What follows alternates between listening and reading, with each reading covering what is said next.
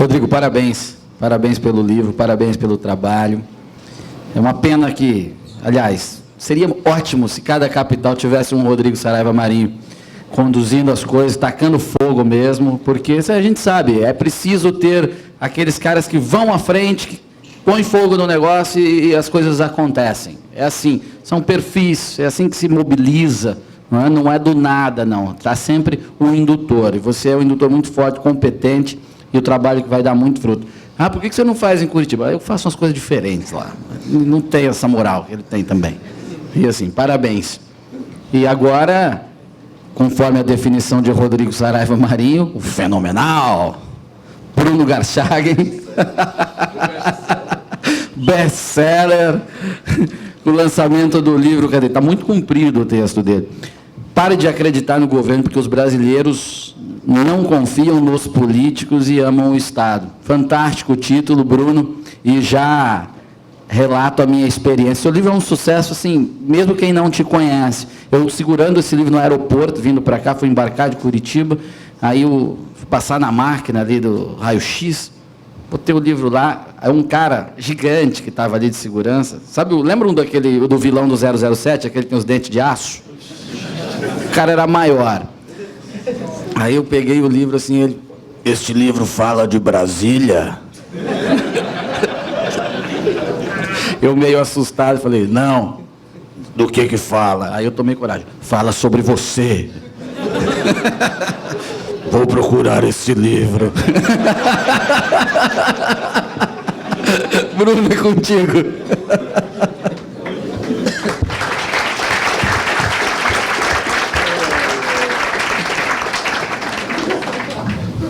Boa noite. Eu preparei uma apresentação aqui, cara, mas eu esqueci tudo já. Então eu vou ter que refazer na hora a minha apresentação, porque pela primeira vez, depois de anos fazendo palestra em vários lugares, eu estou me sentindo nervoso por falar em público. E a razão desse nervosismo é muito simples, né? Primeiro que é meu primeiro livro, e o segundo que é um primeiro livro lançado num lugar que eu considero como minha casa e próximo de amigos muito queridos. E eu estou muito feliz por ter sido em Fortaleza e na Semana da Liberdade que esse livro está sendo lançado. Bom, o livro Pare de Acreditar no Governo, porque os brasileiros não confiam nos políticos e amam o Estado. Quer dizer, eu não vou falar muito do conteúdo do livro, vou falar de como eu cheguei a esse livro. Há mais ou menos uns 2 anos atrás, eu trocando mensagens com o Leandro Narlock, que provavelmente vocês conhecem, vai ser palestrante aqui no sábado, né? Escreveu os guias politicamente incorretos da história do Brasil, da América Latina e do mundo. Trocando mensagem com ele, ele me mandou uma mensagem dizendo que gostaria um dia de ler um livro escrito por mim, cujo título seria Parem de Acreditar na Política. E aquele título ficou, né? Mas eu pensei, bom, eu acredito na política. Eu posso até não acreditar nos políticos, mas a política eu acho importante. Não estou nem falando de política formal, mas a política como um todo. E eu comecei a pensar naquilo, a pensar, e baseado nos meus estudos, baseado naquilo que nas minhas experiências, conversa com amigos, com pessoas próximas, nos vários eventos que eu participei, esse problema, né, esse paradoxo. Tem um amigo meu, Martim Vasques da Cunha, que está chamando isso do paradoxo de Garchagen. Ele quer que eu use esse termo, né, para explicar por que, ao mesmo tempo que nós brasileiros não confiamos nos políticos e inventamos insultos dos mais variados e criativos, né, para designar a classe política, ao mesmo tempo a gente pede que o governo resolva os problemas políticos, sociais e econômicos, né? E isso foi uma coisa que sempre me incomodou, e eu procurava uma literatura, procurava um texto que tentasse me explicar isso, e eu não era o único, certamente, a tentar fazer essa busca, e não conseguia achar nada que fosse satisfatório, né? Eu conseguia achar bibliografias que pegavam uma parte do problema. E, felizmente, por uma dessas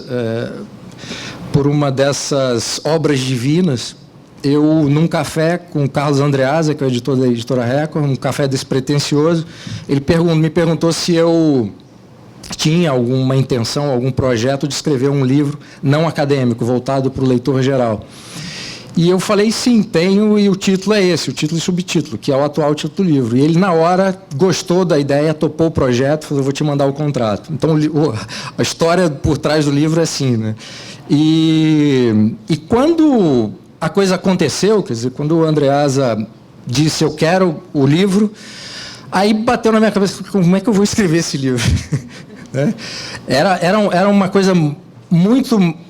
A ideia era muito boa, mas era muito mais ambicioso do que aquilo que, na época, eu estava disposto a fazer.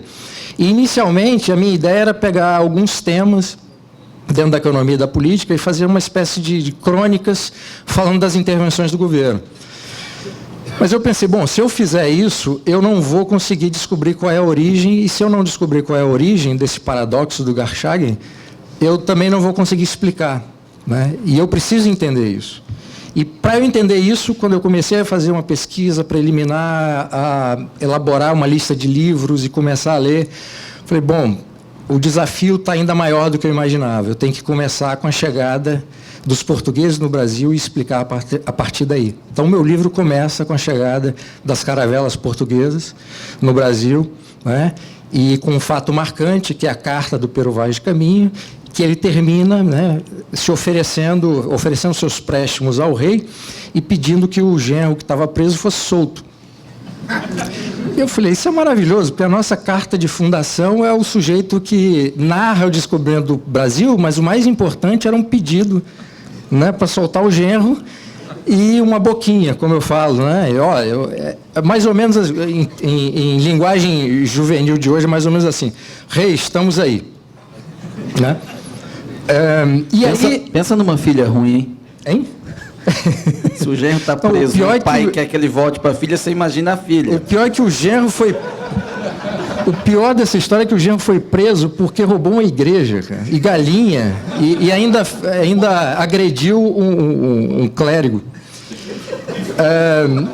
E aí o livro começa daí. Né? Começa daí. E eu fui pegando a nossa história política e contando em cada período histórico, eu fiz uma narrativa linear, até para que as pessoas que não acompanham política e eventualmente se interessassem pelo título do livro, conhecessem a nossa história política desde o início, assim, e soubessem quem era o rei de Portugal quando o Pedro Álvares Cabral chegou aqui, quem era o rei de Portugal quando Dom João VI chegou no Brasil. Quer dizer, ele sequer era rei, a mãe dele que era, e ele teve que sumir por conta de um problema de saúde mental da mãe, e ele se torna rei por causa disso.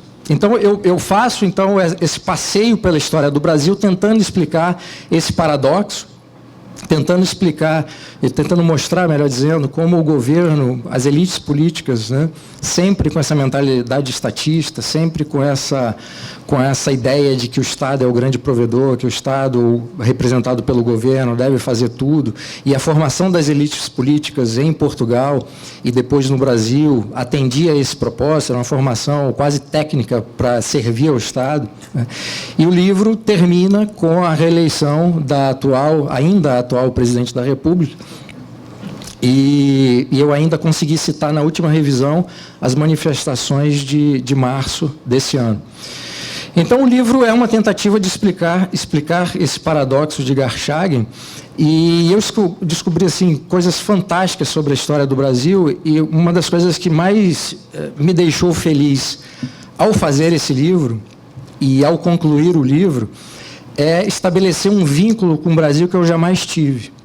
Eu passei a olhar para a história do Brasil com um respeito e uma admiração que eu nunca tive, por ignorância. E eu lamentei assim, ter demorado tanto tempo para descobrir coisas tão fantásticas. Vocês vão ver no livro que eu sou declaradamente monarquista, então a parte do primeiro e segundo reinado, ela tá crítica, né? Aquilo que eu julguei que precisava ser criticado, porque ainda havia essa ideia do Estado como provedor, havia todo esse problema, mas foi o único período da nossa história em que a elite política brasileira tentou superar o patrimonialismo original. Foi o único período da nossa história. E foi um capítulo que me deixou muito feliz de fazer, ao mesmo tempo em que me deixava muito desesperado, porque comparar o que aconteceu durante o segundo reinado na política brasileira com o que está acontecendo agora é mesmo desesperador. Mas eu recomendo a leitura do livro para vocês conhecerem que houve uma época no Brasil em que a sociedade, falando em termos de elite política, pensava a política e pensava a sociedade, e pensava o próprio país de uma forma muito diferente do que é hoje. E para dar um exemplo assim, monumental dessa diferença, as duas grandes forças políticas, né, além de termos tido um imperador que amava genuinamente o Brasil, era um homem de um coração enorme, embora não gostasse da política do dia a dia, que era o Dom Pedro II, as duas grandes forças políticas eram o Partido Conservador e o Partido Liberal, Luzias e Saquaremas. Então, você imagina, hoje em que a nossa política são 50 tons de vermelho, né? Você vê a diferença monumental e os intelectuais que participavam da política, pessoas assim, notáveis. E eu acho que o capítulo que eu trato da parte da monarquia, ele tá bem legal. Assim, é um capítulo... Eu estou muito orgulhoso do resultado do livro, mas por uma questão assim, de simpatia e do meu espírito monarquista, esse é um capítulo especial para mim. E eu falava do vínculo que eu consegui estabelecer com o Brasil, que eu nunca tive, e esse vínculo é uma coisa curiosa, porque é um vínculo que se dá por vencer uma ignorância circunstancial. Eu fico imaginando se na escola eu tivesse tido acesso esse período histórico da monarquia. Quer dizer, essa minha impressão esse meu vínculo já teria sido construído há muito tempo, né? E é uma desgraça, perdoe-me o termo mais forte, que por obra e graça dos republicanos radicais, que eram adequadamente na época chamados jacobinos, né? Não era à toa, a monarquia, eles queriam, a maneira mesmo dos revolucionários franceses, queriam destruir todo o capital de experiência que foi construído durante a monarquia. Eles quiseram destruir tudo. E uma das formas de destruir era ridicularizar e tornar a monarquia uma grande caricatura, que é o que a gente tem agora, né? Então, você vê os filmes e as séries de televisão que retrata a monarquia sempre de uma forma pejorativa, sempre de uma forma agressiva, sempre de uma forma de zombaria, de um período tão fantástico, tão rico, tão complexo, que, claro, com todos os problemas, virtudes e vicissitudes, mas um período tão rico que merecia ser conhecido, merecia ser respeitado e merecia que nós, brasileiros, tivéssemos orgulho. Então, uma das coisas boas que esse livro me trouxe foi justamente estabelecer um vínculo um vínculo afetivo com o Brasil que eu não tive. A outra coisa foi descobrir nessa narrativa política, ideias e práticas políticas que se mantiveram ao longo da história, né? E que foram potencializadas a partir do golpe militar de 1889, que instaura a República do Brasil. A gente aprende com o eufemismo, né, proclamação da República, mas foi um golpe militar, né? E covarde, né? E ainda expulsaram o imperador e o proibiram de voltar. Aí, a partir da monarquia, o período inicial da monarquia, que inaugurado com duas ditaduras, né, dois períodos autoritários, o Deodoro da Fonseca, depois Floriano Peixoto, depois vem representantes da elite ainda do Império, já convertidos a republicanos, mas ainda com aquela formação antiga, Campos Salles, Rodrigues Alves, e o terceiro nome que eu sempre esqueço. Rodrigues Alves, Campos Salles, Prudente de Moraes. Obrigado. Três homens corretos, inteligentes, tentaram fazer alguma coisa na presidência, mas não conseguiram vencer aquela ruptura que foi estabelecida com o golpe militar, né? E a coisa se torna mais grave em termos de mentalidade estatista, em termos de aumento do Leviatã, né, representado no Estado, com a Revolução de 30, com o governo de Vargas, que ele torna mais eficiente toda a administração pública para atrapalhar a sociedade brasileira, né? E depois, aproveitando todo esse capital de experiência nefasto, o governo do PT atualiza esse patrimonialismo inicial e conjuga isso com o marxismo e outras ideias socialistas. Quer dizer, o PT não construiu isso sozinho, ele é fruto de experiências ideológicas anteriores, eu explico isso tudo no livro, mas é o grande representante hoje dessa ideia de um grande Estado, de um grande Leviatã. Às vezes tenta disfarçar, concedendo à iniciativa privada algumas coisas que não consegue mais controlar, mas, como mostra o professor Sérgio Lazzarini no Capitalismo de Laço, o governo brasileiro hoje ele está muito mais capilarizado na economia e tem um poder muito maior do que quando tinha só estatais. Bom, em termos do texto, eu tentei e acho que consegui, mas eu já sempre tinha na cabeça, escrever um texto que pudesse ser entendido por qualquer leitor interessado no conteúdo do livro. Então, o texto é claro, é um texto conciso, é um texto que eu faço humor quando é possível fazer humor, né? E vocês vão vendo que o meu humor vai acabando conforme a história vai passando. Isso está bem notório. Não chego a ficar mal-humorado, mas o humor muda. E foi um livro, eu tive muita preocupação com esse texto para que ele pudesse ser lido por qualquer pessoa que se interessasse, independente da formação intelectual, independentemente da formação acadêmica. E um outro aspecto e já logo em seguida eu encerro, que fazendo esse livro eu descobri que coisas da infância que ficam guardadas e só mais tarde, às vezes dá um clique, o clique foi a pesquisa por livro, de coisas que aconteceram na infância e que foram importantes na formação, né? Então, numa parte do livro, eu cito uma esquete dos Trapalhões, acho que a maioria de vocês aqui conhece, acompanhou os Trapalhões, que eu adorava, assim, acompanhei a minha infância e parte da adolescência inteira. O Renato Aragão é daqui, né? Mas eu não sei se as pessoas todas viram os Trapalhões. Mas tem uma esquete em que o Dedé e o Mussum estão conversando, o Dedé está lendo um jornal, lendo as notícias do jornal, e falando assim, olha aqui, Mussum, aumentou não sei o quê. Aí o Mussum, o governo está certo. Aí o Dedé, mas aumentou isso aqui, o governo está certo. Mas como, Mussum, o governo está certo? E vai falando um monte de coisa. Aí, por fim, o Dedé, agora, Mussum, o governo aumentou o preço da cachaça. Não! Eita, governo da Nades! É engraçado, porque como os Trapalhões conseguiram fazer ao longo... E eu fui depois ver no YouTube várias outras esquetes. Como que eles faziam tanta esquete num período do regime militar dando cacete no governo? Né? E uma forma muito, assim, muito precisa, né? Usava o humor de uma forma muito, muito inteligente, porque atingia exatamente aquilo que o público dos Trapalhões sentia na pele, que era inflação, que era burocracia, que era uma série de coisas.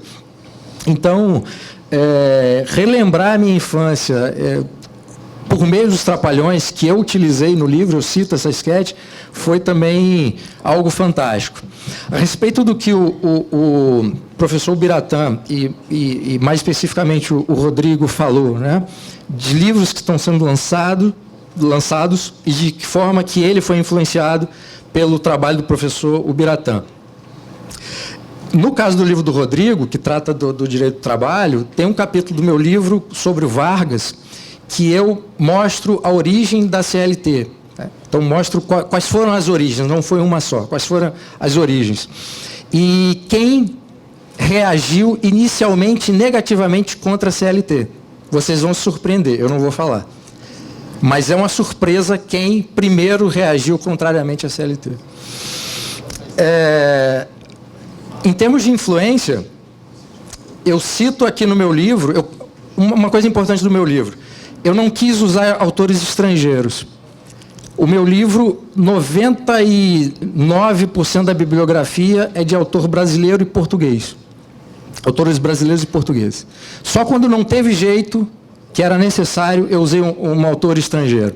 E sempre que eu usava autores brasileiros, eu tentava buscar teorias que foram, por exemplo, teorias que foram criadas por outros. Por exemplo, ao tratar de patrimonialismo, é preciso tratar do Max Weber, Mas só usar o Weber, para mim, não adiantava. Eu precisava trazer um autor brasileiro que tivesse elaborado uma reflexão brasileira de um autor estrangeiro.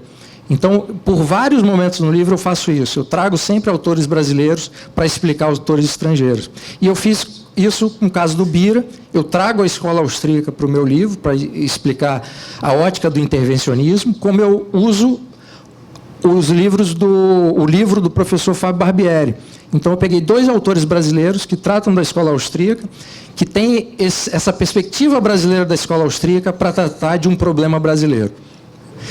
E, para encerrar, eu gostaria apenas de reforçar a minha alegria por estar lançando, é o primeiro lançamento do livro, dia 25 vai ser no Rio e 27 em São Paulo, o primeiro lançamento do meu livro numa cidade que, em 2009, me abrigou. Eu trabalhava na Ordem Livre, eu vim fazer uma palestra aqui, era um grupo muito pequeno, Cibele, Jeová, Bruno, posso estar esquecendo de mais alguém, Raduan, claro, Raduan, e um grupo muito pequeno de jovens muito interessados em fazer algo diferente, porque já reconheciam isso que eu explico no livro. E eles me receberam, nós fizemos 2 palestras aqui, deu pouca gente, mas aqui foi plantada uma semente inicial que hoje permite que nós tenhamos, esse auditório cheio, permite que nós tenhamos 3 lançamentos de livro, né, mais a revista, no mesmo evento, e permite que eu possa trazer o meu livro aqui e dividir essa grande alegria com vocês. Muito obrigado.